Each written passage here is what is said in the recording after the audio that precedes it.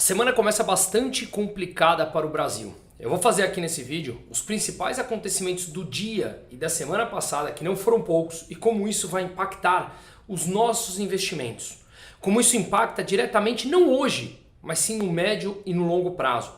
No curto prazo, sim, olhamos a bolsa em dólar, fazemos um stock picking, olhamos títulos públicos atrelados à inflação, pré-fixados e sim, apresentam oportunidades. Mas vamos tentar falar de um conceito mais amplo. Passarei pela parte dos investimentos de curto prazo, mas quero também falar sobre os investimentos de médio e no longo prazo. Então estejam atentos até o final, porque realmente os acontecimentos desses últimos dias foram bastante complicados para o que pode se tornar o Brasil se não tomarmos a dianteira. E essa dianteira vem apenas pela educação.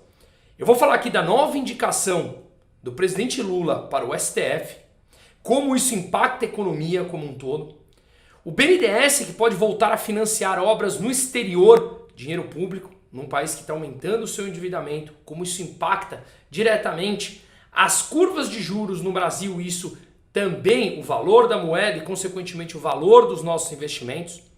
O STF que voltará a julgar o pagamento de precatórios de 95 bilhões de reais esse ano, o que isso também representa para o orçamento, que afeta diretamente os investimentos. Imposição de preço teto, novamente o governo com ideias primitivas querendo impor preço teto, falaremos disso rapidamente. E o fim da propriedade privada, ou melhor, um passo a mais em direção ao desrespeito à propriedade privada no Brasil com esse governo. Portanto, de novo, o Brasil não vai se tornar uma Venezuela, o Brasil não vai se tornar Cuba, o Brasil está longe de se tornar uma Argentina, mas há passos institucionais importantes que não podemos deixar de lado, porque impacta sim o nosso planejamento como um todo.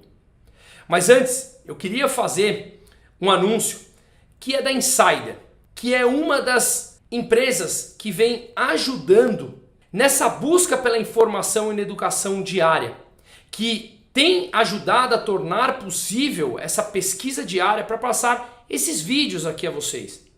A Insider é uma das empresas que torna esse trabalho diário, em parceria comigo, viável. Camisetas leves para todas as ocasiões, desde o uso do trabalho, onde eu estou usando agora, essa camiseta da Insider, até na academia, onde eu usei uma ou outra hoje pela manhã, até ocasiões mais usuais. Ela é realmente confortável e recomendo a camiseta. E o mais importante, eu acho que é interessante entendermos as empresas que estão ajudando a trabalhar na educação. Então acesse o site da Insider, procure pelas mais variadas peças disponíveis, cores e tamanhos, que vai desde esporte, underwear, roupa do dia a dia. E se você usar o código MUSABF, B de bola, F de faca, MUSABF, tudo junto, maiúsculo, até o final de novembro tem um desconto de 40%. E o link está no descritivo do vídeo, até 40% de desconto em todas as roupas da Insider Store. Então eu agradeço a Insider pela parceria, seguimos juntos nessa busca pela educação e por empresas que prezam pela mudança através da educação.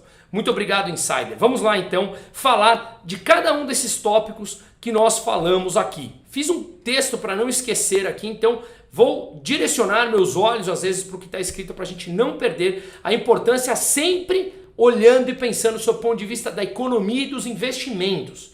Sim, eu falo de política, mas eu sempre quero deixar a política como ela interfere a parte econômica que consequentemente altera os investimentos, onde nós cuidamos das carteiras dos nossos clientes aqui na Aquavero, eu e toda a minha equipe. Inclusive, está no descritivo o e-mail da Bianca, que é a pessoa que me ajuda com todos os investimentos. Ela e o Fernando Forchade, que é meu sócio aqui na empresa há muito tempo, tá? Pois bem, vamos lá. A gente viu na semana passada a PEC que o Senado aprovou, esperemos que a Câmara aprove, que limitam as decisões monocráticas dos juízes da Suprema Corte brasileira. Aquelas decisões em que são votadas e decididas por um único juiz. Vamos lembrar que o judiciário não é eleito pelo povo Então, às vezes, os legislativos que foram sim eleitos por voto popular, seja no Senado ou na Câmara, o que eles decidem ali não vale de nada. Afinal de contas, um único juiz no Supremo Tribunal pode muito bem derrubar ou aprovar uma lei e colocar em vigência. Um único juiz passa por cima de todo um legislativo. Lembrando que o juiz não foi eleito por voto popular, como foram os congressistas brasileiros. Isso já caracteriza uma distorção do sistema, obviamente.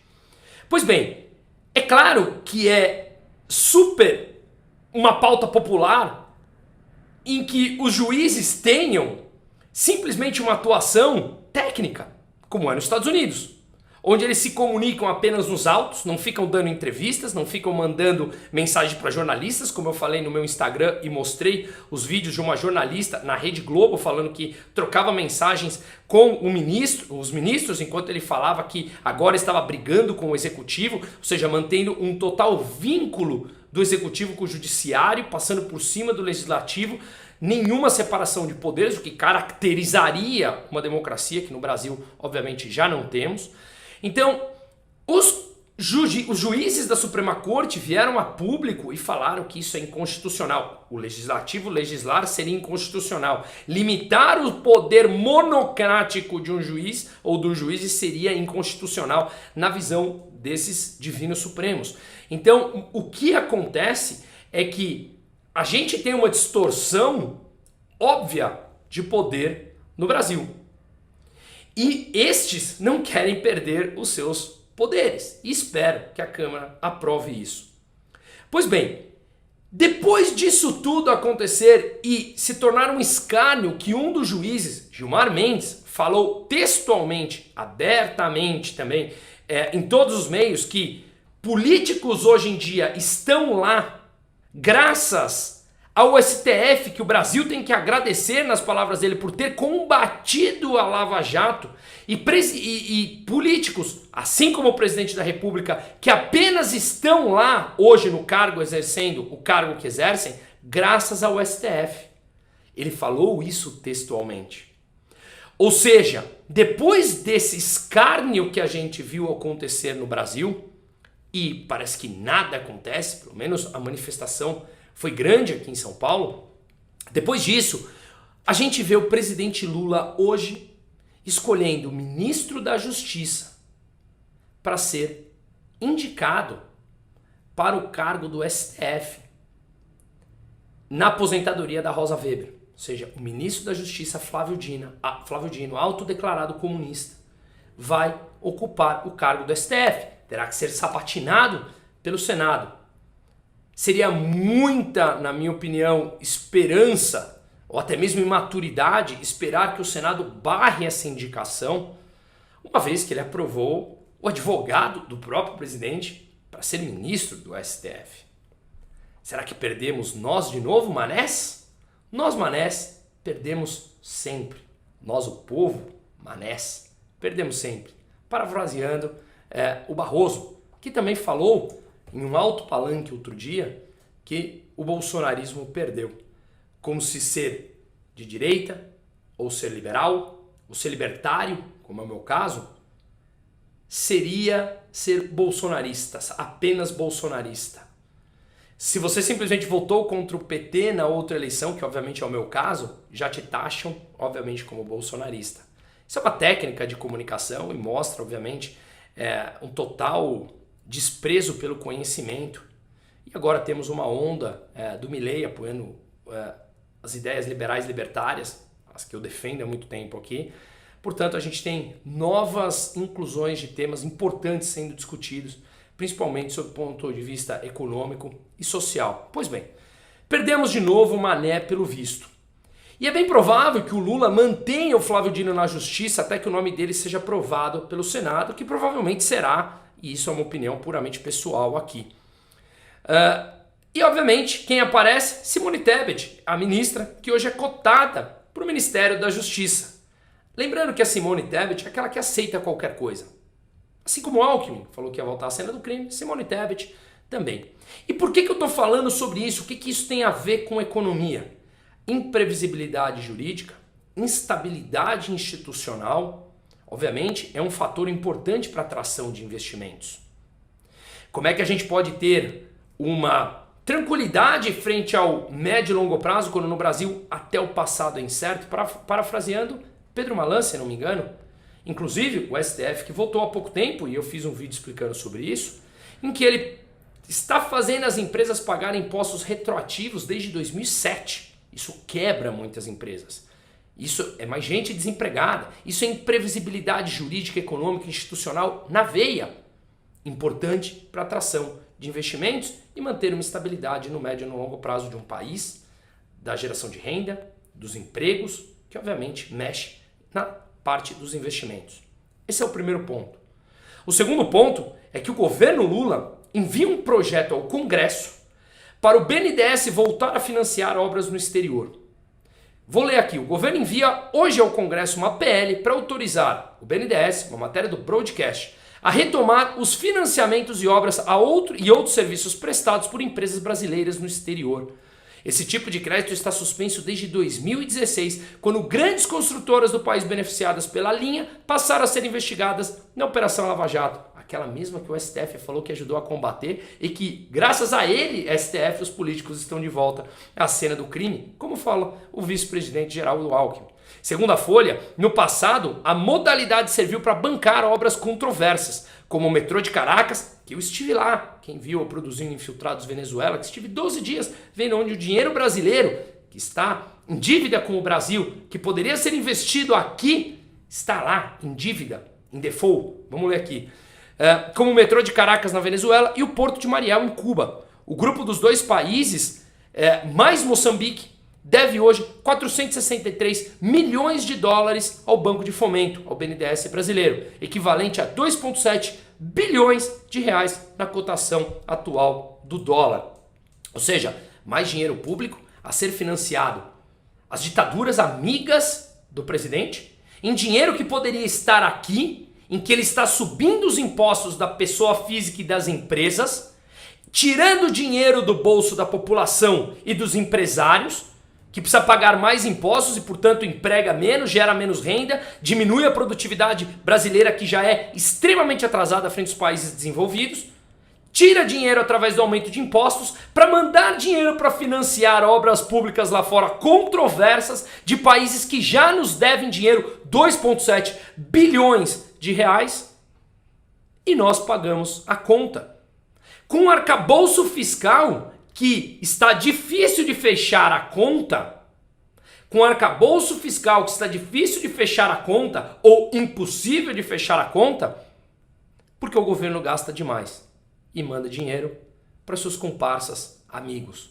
Enquanto isso, sobem impostos de empresas e pessoas no Brasil, comprometendo a geração de renda e a produção e a produtividade no Brasil, aumentando o endividamento público, que pressiona as curvas de juros, que mais cedo ou mais tarde pressiona o câmbio, que pressiona a inflação, e o Banco Central precisa manter a taxa de juros elevada para não trazer uma inflação alta no período.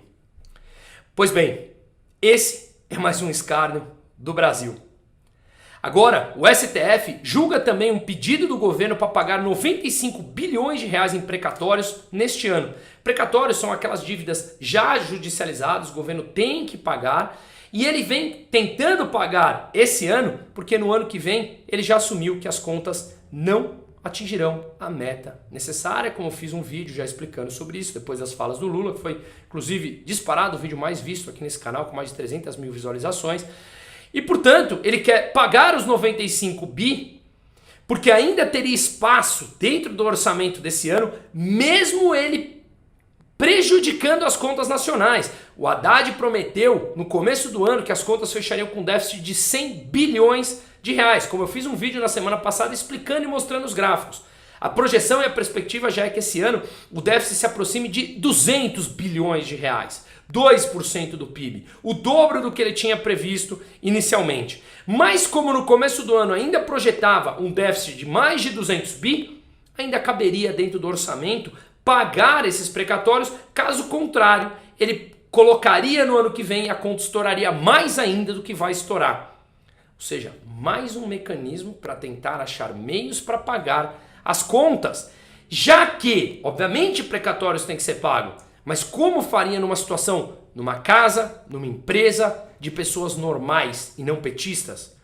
Você cortaria gastos, o que não está, obviamente, no plano dessa corja.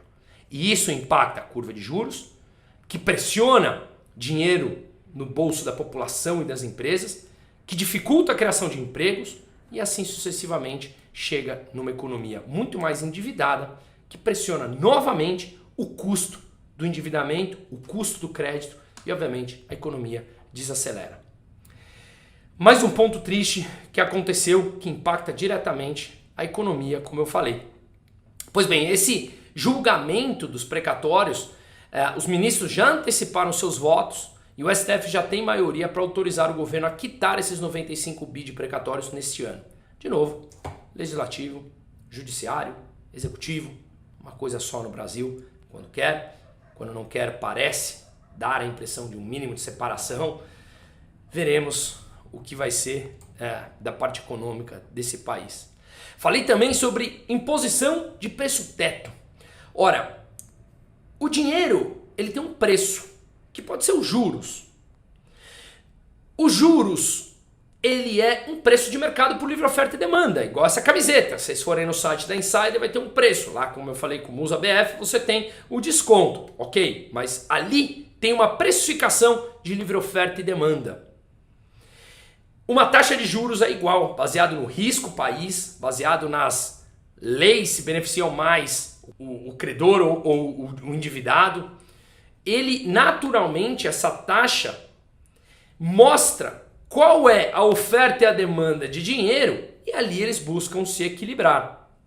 O que acontece é que o ministro da Previdência, novamente, ele vem propor os juros de 1,77 teto para empréstimos consignados do INSS. Os bancos vêm emprestando mais ou menos a 1,84 ao mês, ele quer baixar na canetada e fazer um preço teto. A gente sabe que imposição de preço teto não funciona. O preço ele é o mensageiro numa economia e ele mostra às pessoas se há demanda, mais pessoas direcionarão forças produtivas para aquela área. Afinal de contas, você tem uma margem maior ali, até que isso busque o equilíbrio. Quando você impõe um preço teto, você leva a uma escassez daquele mesmo produto ou serviço que acaba acarretando em preços mais altos. Mas ideias primitivas, mais uma vez, desse governo. E o que acontece quando você torna o preço mais escasso? Obviamente, as pessoas que precisariam desses empréstimos a uma taxa um pouco maior, porque seria a oferta e demanda do mercado, não teria mais acesso a esse empréstimo. Esse é o governo primitivo que temos. E agora o escárnio, que saiu uma notícia há poucos dias de mais um passo em direção a não respeitar a propriedade privada no Brasil. O presidente Lula assinou na semana passada um decreto que determina que empresas com mais de 100 funcionários divulguem relatórios de transparência salarial para fiscalizar o cumprimento da lei da igualdade salarial entre homens e mulheres. Lei essa que foi sancionada em julho. E aí, um relatório de transparência salarial e critérios remuneratórios deve ser divulgado pelas empresas a cada 6 meses, sempre em março e setembro, e deve constar, atenção, o cargo dos trabalhadores e trabalhadoras, valores de todas as remunerações, como salário contratual, 13º salário, gratificações, comissões, horas extras, adicionais noturnos, insalubridade, entre outras informações. Ora, como eu falei no item anterior, o preço ele tem que ser uma livre oferta e demanda de mercado. Caso contrário, você causa distorções numa economia e que mais cedo ou mais tarde esse preço paga, esse preço é cobrado e ele é alto. Você contrata, uma empresa contrata simplesmente pela produtividade que o funcionário entregará para aquela empresa. Caso contrário, se ele produz menos do que ele traz para a empresa, naturalmente a empresa o demitirá. Ou a demitirá, tanto faz. Pouco importa se é homem ou mulher. A remuneração é em cima daquilo que ele entrega. E livre oferta e demanda de mercado. Só que propostas como essa e todas as outras passadas estimulam as empresas ao longo do tempo, além de uma CLT caríssima no Brasil, estimulam, obviamente, uma demissão em massa, uma demissão maior, um estímulo a contratos, digamos, sem ser CLT, contratar autônomos ou trabalhos informais, porque é extremamente caro no Brasil. Então você acaba trabalhando na informalidade. Quando você remunera ou quer remunerar acima da produtividade da pessoa, seja homem ou mulher, a empresa manda embora. Agora, como é que você vai expor essas bonificações, esses salários, os 13º, as horas extras, quando cada um faz uma? Obviamente isso vai gerar distorções. Se uma pessoa pratica uma hora extra a mais do que a outra, vai gerar discussões, especialmente no mundo como hoje, em que adoram se vitimizar quando você percebe que não consegue competir com alguém que é mais qualificado que você. Isso, mais uma vez, é um escárnio que leva as empresas, estimula as empresas a mandar embora. Veja, nessa matéria, no decreto que regulamenta a lei da igualdade salarial entre homens e mulheres, eu peguei uns trechos interessantes aqui. A regulamentação prevê que as empresas divulguem em suas páginas na internet e redes sociais um relatório de transparência salarial de critérios remuneratórios, que deverá ser disponibilizado para seus empregados, colaboradores e público em geral. Além disso, os dados e informações divulgados no relatório deverão ter caráter anônimo, estar de acordo com as leis de proteção de dados pessoais e devem ser enviados por meio de ferramenta digital do Ministério do Trabalho. Vamos lá. Olha aqui embaixo, caso as empresas descumpram esse acordo, tá? Esse plano deve apresentar medidas a serem adotadas, assim como as metas e os prazos. Também prevê a criação de programas de capacitação de gestores, lideranças e empregados a respeito do tema da equidade entre homens e mulheres no mercado de trabalho. Quem vai pagar por esses cursos e essa qualificação técnica? As empresas terão um custo por isso. Se tiver um custo adicional e o retorno do trabalhador não for condizente com aquilo que a empresa ganha, ela vai mandar embora.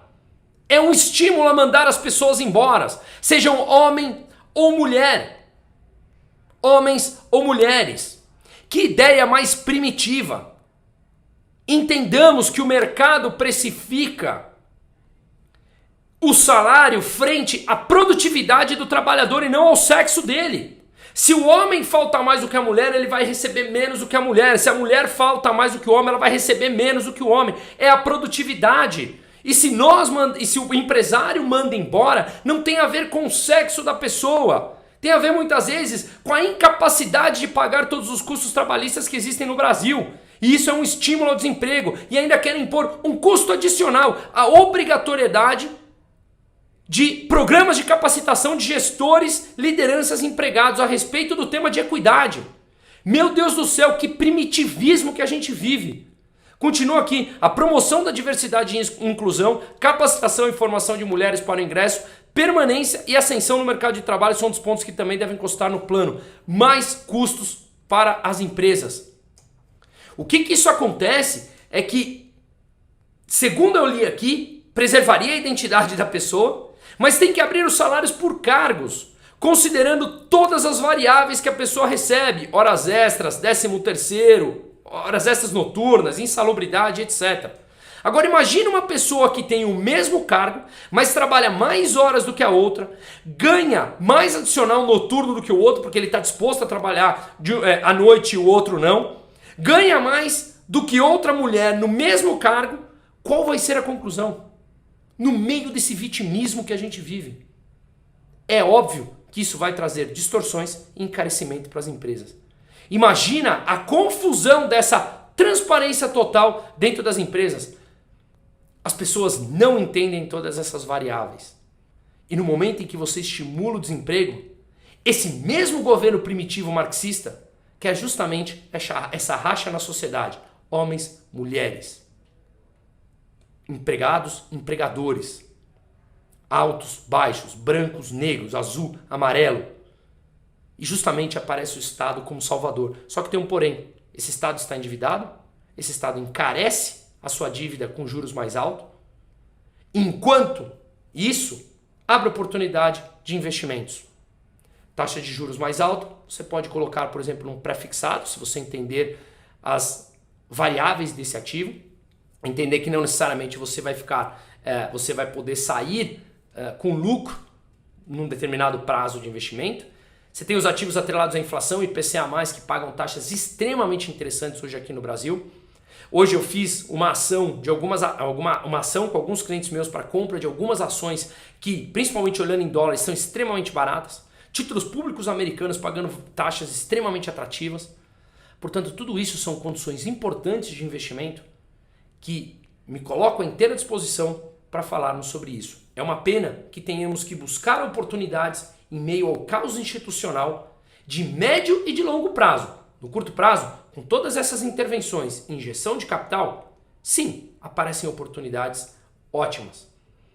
Mas, novamente, estamos perpetuando a ignorância econômica e perpetuando o pior da economia no médio ou no longo prazo.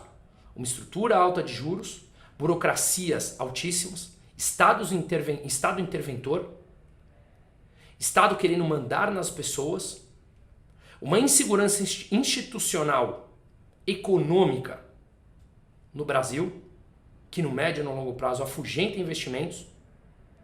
E ainda temos a sorte dos pares emergentes estarem em condições complicadas, que acaba atraindo capital para o Brasil.